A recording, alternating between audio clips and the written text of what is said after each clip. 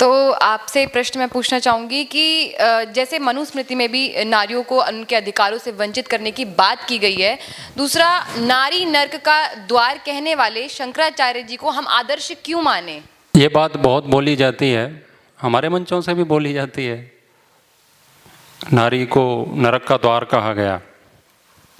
Buddhist तो बोलते ही हैं कि तुम्हारे धर्म में ऐसा है, ऐसा है। तो मैं उस बात पर कहना चाहूँगा कि नारी वास्तव में नरक का द्वार है। मानते हैं? प्रश्नकर्ता ही मानता है, तब तो बात ही क्या है। पराई स्त्री नरक का द्वार है यदि उसको वासना की दृष्टि से देखा जाए तो। सबसे पहली बात तो यह है, क्या लिखा है यह महत्वपूर्ण नहीं है, क्यों लिखा है यह महत्वपूर्ण है,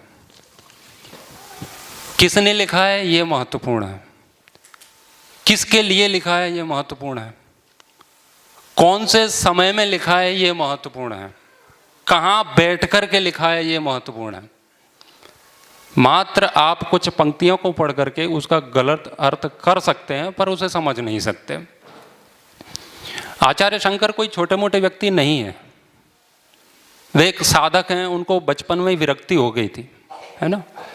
हम सपने देखते हैं ना। अभी मैं ट्रेन से आ रहा था तो लोग बाबा तो समझते ही हैं, तो ट्रेन में हाथ दिखा रहे थे, बाबा जी देखो हाथ, इस हाथ में कोई आएगी भी या हम ऐसे ही मर जाएंगे, है ना। वो सपने देख रहे हैं स्त्रियों के, मतलब पत्नी के सगाई संबंध हो ही जाए, लोग परेशान हैं विवाह के लिए, ये बात तो है ही।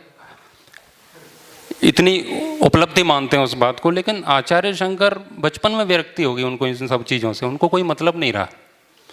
तो वे उच्च कोटि के साधक हैं और वो अपने शिष्यों को इस बात का उत्तर दे रहे हैं और आश्रम में बैठ करके दे रहे हैं। तो वो साधना की दृष्टि से वहाँ पर बोल रहे हैं। तो शिष्य उनके पूछते हैं किम द्वारम नरकस्य, है ना, द्वार क्या है नरक का, किम एकम द्वारम नरकस्य, वो कौन सा एक द्वार है जो नरक का मार्ग द्वार प्रशस्त करता है। तो उन्होंने एक उत्तर दिया, नारी, है ना। नारी के लिए उन्होंने कहा यदि उसको ऐसे, अब कोई व्यक्ति मोक्ष की ओर जाना चाहता है, वो सन्यास लेना चाहता है, तो उसके लिए हर वो चीज नरक है जो उस मार्ग में बाधक है। और उसमें सबसे बड़ी बाधक स्त्री ही है, क्योंकि सबसे अधिक आकर्षण।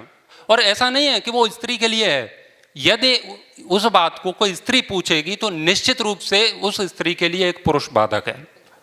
तो वो दोनों ही एक दूसरे के लिए बाधक हैं, वो नरक का द्वार प्रशस्त करते हैं। यदि आप अर्थ के पीछे भी बहुत ज्यादा भाग रहे हैं तो अर्थ भी आपके लिए नरक का द्वार है। नहीं तो हमारे यहाँ तो कहा ही है, यत्र नार्यस्तु पूज्यन्ते रमन्ते तत्र देवता। पुरुषों के लिए नहीं कहा। भाई पुरुषों से क्या समस्या है, देवता भाग जाते हैं क्या पुरुषों को देखते ही? स्त्री, है ना, देखो बराबरी के लिए हमें भी लगता है आंदोलन करना पड़ेगा, है ना। देवता वहाँ निवास करते हैं। उपनिषद की एक बात कहना चाहूँगा, उपनिषद में कहा है स्त्री दर्शनात् संकल्प सिद्धि।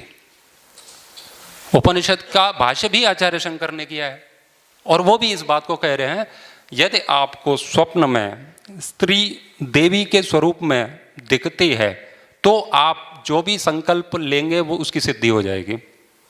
पुरुष के लिए नहीं कहा है।